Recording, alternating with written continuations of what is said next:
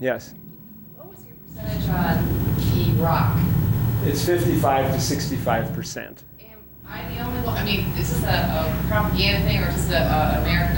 I always thought that the Iran-Iraqi war, among other things, was Sunni Shia. At least 5/6 of the casualties in the war were Shia because the troops fighting on both sides were Shia. So Shia versus Shia. Yep. In each of those countries, how was the war? What was the propaganda in those countries to justify the war? It went like this, that Iran had its revolution. The Iranian Revolution, like it or not, was an enormous popular upheaval and very exciting. And it was something all the population participated in, except for a small upper class who became émigrés, just like the French nobles left France during the French Revolution. In very many senses, the Iranian Revolution is more spectacular than the Russian or Chinese revolutions, and its main parallel would be the French Revolution.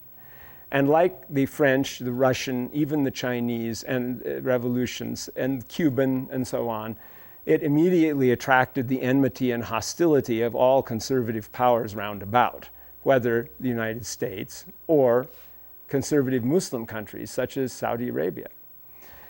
And the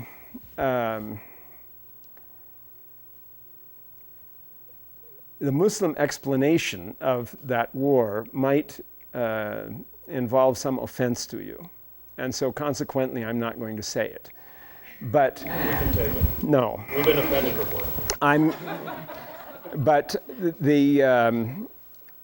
Well, I'll give you a version of it anyway, where I'll try to palliate that part. But anyway, the country of Iraq was encouraged to attack Iran in 1980. The Iraq was ruled by a megalomaniac and Stalinist dictator, Saddam Hussein, who is still there, who himself represented supposedly the right wing of the so-called Ba'ath, or Arab Renaissance Party. This party had been founded by Michel Aflaq, who is a Syrian Christian. And the whole purpose of the party was to reintegrate the Christians with the Muslims, the Arab Christians and Muslims united. It was in order to have a secularist Arab world where there would be no distinction between Muslim and Christian, nor between Sunni and Shi'i Muslim, but all the citizens of the country would be integrated, just like the Christians and Jews were integrated together by the French Revolution in the French Revolutionary Doctrine. Or, for that matter, as all the various religions are integrated here in this country. So in that sense, the Ba'ath Party's message is an Americanizing one in this particular point. And Michel Aflaq eventually ended up being disliked by the Ba'ath ruler of the left wing of the party, who was Hafiz al-Assad in Syria, and had to take refuge in Iraq, where he died. And so this Christian founder of the Ba'ath Party, the original ideologue of the Ba'ath Party, was celebrated there by Saddam Hussein as, in effect, his ideologue and mentor. Now, the question is why the Ba'ath Party especially became dominant in Iraq, and for that matter in Syria, and what are the details of it? Because the history of those countries coming out of colonialism is very odd. And the answer to that is that the Iraq as a political state is very fragmented in both ethnicity and religion. And these are two possible cements that can be used ideologically for holding together a state. Now, for example, in Algeria, in spite of the civil war there, and in spite of the fact that the Islamists are portrayed as, the evil anti-democratic forces, even though it's they who won the election and were deprived of their victory by the military dictators there, who in French have the attractive name, the Eradicators. Nevertheless, those same Eradicators, who are supposedly anti-Islamist, primarily identify themselves ideologically as Muslim first, Arab second. Why? Because Algerians are 100% Muslim, nominally, but there's a large proportion of Berbers in the population who don't speak Arabic as their native tongue. Consequently, Islamic cement is more effective in holding the country together. Similar cases of religious justifications for ideology include India, where with Hindi language is only 30 to 40%, but Hindu religion is 82%. Therefore, just because of the percents, Hinduism is used now by the dominant political party there as the cement to hold India together, something that is of great disadvantage to the 120 million Indian Muslims. And similarly in Iran, where you have only 45% Persian speaking and 93% Shia, Islam, especially its Shi'i form, seems to be a very good cement ideologically to hold together a country which otherwise is threatened by the same process of national disintegration that destroyed Austria-Hungary and the Soviet Union and Czechoslovakia and Yugoslavia and threatens to destroy Ethiopia and so on. That is, multilingual states have a hard time staying together. And so Iraq had about 55 or to 65% Shia, and that would seem to provide a basis for unity, but it's not really quite enough. And then the rulers have been, since the British established Iraq as a country in 1920, Sunnis. So you have, say, 65%, well, let's call it 60% Shia, and then you have about 3% Christian, which are a variety of different Christian groups. And some of the Christians are very prominent. For example, Tariq Aziz Hanna Abdel Masih, you recognize Tariq Aziz, the Iraqi foreign minister? Christian, not a Muslim. Who already knew that? Okay. And the Kurds constitute 20% of the population of Iraq. They are Sunni Muslims, but they are not Arabic speaking. So it breaks down like 20% Sunni Muslim Kurds, 3% Arabic speaking Christians, 60% Arabic speaking Shia, and now what's left? 17% Arabic speaking Sunnis? That's Saddam Hussein's group. He has darn little communal support. And does he have the loyalty of that community? Pretty much. Even the religious leaders of the Sunnis are quite alarmed in their long confrontation with Shiaism in Iraq about the possibility of a Shi'i dominance. Even as horrid as Saddam Hussein is, because he is really, really bad. And if you want to read a couple of truthful books about him, because there's a lot of garbage on the market that is just ignorant journalistic propaganda that is totally worthless. But there are two very relevant, good books, and you will not find them saying one nice word about Saddam Hussein. One is The Republic of Fear, which was written by Kanan Makiya, he had a pen name. The real name of the person is Kanan Makiya. But his pen name is Samir al-Khalil because he was afraid that he would be assassinated. And so, in other words, I've met him. He came to Penn University of Pennsylvania. He's an Iraqi immigrant, but he's also a very well-educated postmodernist.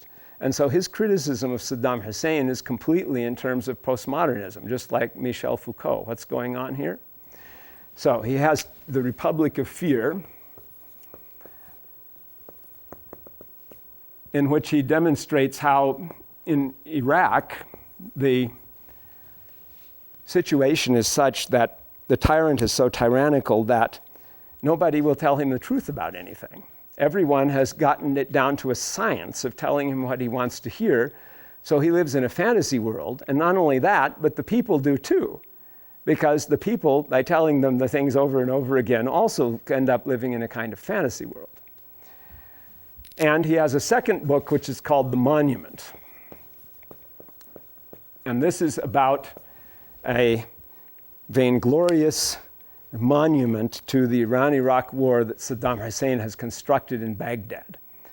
And in it, there is a criticism of the art and architecture of modern Iraq, which is held up to utter ridicule. And it is a very worthwhile thing to read anyhow in considering modern architecture in general and Iraqi in specific. So to portray it as a Sunni-Shi'i conflict, the ruler of Iraq is Sunni, and the Iranian Revolution, although it was said to be Islamic in general, had a Shi'i emphasis. Imam Khomeini in Iran said, "O Muslims, unite, unite." And he commanded several changes in Shiaism, which were extremely dramatic as major, major changes in the religion itself, which helped to make the Shia closer to the Sunnis in practice. One of them was he restored the Friday prayers, which had been not in existence for centuries. And that was a complete, utter, extreme reversal of things. To do that was a spectacular change. Now, in the war itself, and what emerged was, of course, Saddam Hussein was terrified by this huge revolution in Iran, which was filled with popular enthusiasm. When he was a nasty dictator sitting on, say, 17% of the population that he could count on, having fought the Kurds in various wars already, because the Kurds had been trying to secede and so on, so although they were Sunnis, they were no help. And having the Christians on his side because of Baathism and the idea of integrating the Christians, that he was able to have them on his side too. But to have all this Shi'i population against him, that was terrible. And so he did everything he could to fix things. And he said, well, our ideology is Arab. When I was in Iraq under his early rule in 1971, they have these big banners everywhere. Ummatun Arabiyyatun wahidatun dhatu risalatin Khalida. He had taken this slogan, which belonged to the pan-Islamists of the 19th century, which in its Islamic form meant one Muslim community, the possessor of an everlasting message. And he had changed the word Muslim to Arab. One Arab community, the possessor of an everlasting message. And people holding this up to ridicule would say, and what message is that?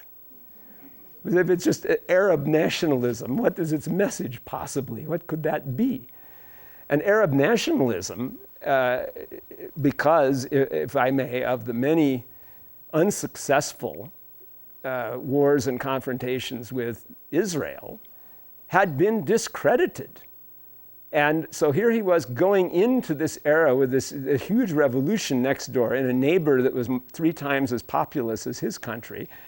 And, he was terrified. And so he thought, well, we have to do something. And certain foreign intelligence agencies went to him and said, the time is ripe. Attack right now. In other words, they tried to sic Iraq on Iran. And that was very much like how the British in 1792 cleverly stood aside and worked behind the scenes to get Prussia and Austria to attack the French Revolution, much to the chagrin of Prussia and Austria, and as the thing turned out. And the same thing happened here when the Iraqis went in. They had been told the Arab-speaking part of Iran, which is the southwest corner where all the oil is, Khuzestan, because that has a majority Arabic-speaking population. That will come over to you. And then when Iran doesn't have any oil, it will have no money and it won't be able to fight any war, and it will collapse and disintegrate into all its tribal and geographical units. And the Iranians had nothing, just like the French revolutionaries, exactly identically the same. The officer corps had left the country. And the military forces were in complete chaos in Iran. And so it looked like Iraq, with its large army, could attack. But unfortunately, what they forgot, unlike the armies of Prussia and Austria when they attacked France and were able to operate in it, Iraq had no logistical capability of operating more than, say, 20 kilometers beyond its border. And so the Iraqi armies all just came to a stop. And furthermore, the Revolutionary Guards fought back with such enthusiasm that the Iraqis were stopped. And within 2 years defeated, and the Iranians entered Iraq instead. Then the surprising part happened, which was that the Iranians expected that Iraq would then collapse, and it didn't. And the Iraqi government used extreme methods of suppression to cow the Shi'i population of Iraq, including executing Muhammad Baqir al-Sadr, who was one of the major ulama of the Shia in Iraq, was executed with his sister in 1980. And naturally, in propaganda, Iraq had to portray this war as something. And what they did was they portrayed it as Arab against Persian. That was the main theme. They brought back the Battle of Qadisiyah, where the ancient Persian Empire had been defeated in 637 in the initial Muslim conquests. And so they portrayed the Iranians as being outside the pale of Arabism. But Saddam Hussein also had to kowtow somewhat to the prevailing Islamic trend, as the Iranians had taken the imperial lion off the Iranian flag and instead written a stylized form of Allahu Akbar, God is greatest, on the flag, which is part of the call to prayer, and is a shout, furthermore, that was used whenever any great event is happening or a battle cry in Islam. Allahu Akbar, God is the greatest.